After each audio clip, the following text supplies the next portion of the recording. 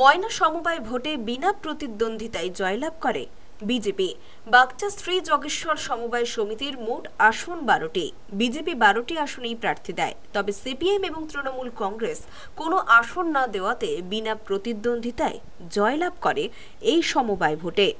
গত 30 বছর ধরেই সমবায় ছিল তৃণমূলের দখলে, এবার সেই সমবায় হলো বিজেপির দখলে।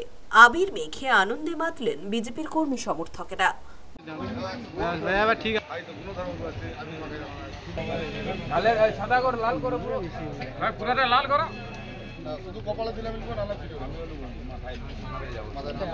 তৃণমূলকে দুর্মুষ করলো কারা?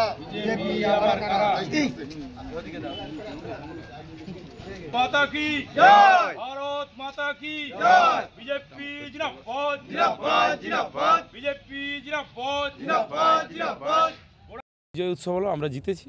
মানে কতগুলো আসন কি অ্যাকচুয়ালি আমাদের 12টা আসনে 12টা আসনেই আমরা জয়লাভ করেছি বিনা প্রতিদ্বন্দ্বিতায়।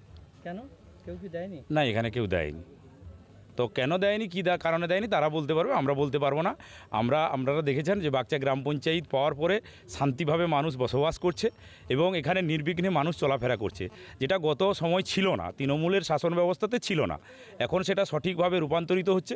স্বচ্ছভাবে নির্বাচনে অগ্রাধি করার জন্য বা আসার জন্য আমরা আহ্বানও করেছি। তারা তাদের যে ক্রিয়াকর্ম করেছে গত সময়ে, তাদের সেই তারা আসার মতো মুখ তাদের নেই, তাদের মুখ পুড়ে গেছে। তো তারা আসবে কি করে? এটা কত বছরের রেট?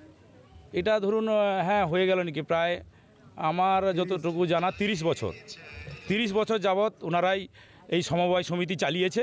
তবে এইখানে যে সমবায় সমিতি ছিল, এখানকার মানুষ কেউ জানতো না।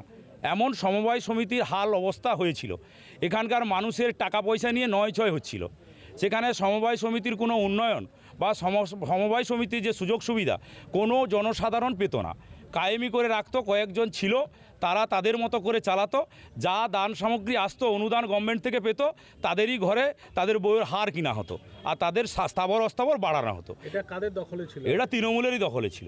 আচ্ছা, আপনারা সেখান থেকে আপনাদেরই জয়লাভ? হ্যাঁ, আমাদেরই জয়লাভ হলো। তৃণমূল অভিযোগ করছে। ব্যুরো রিপোর্ট, খবর PCBS।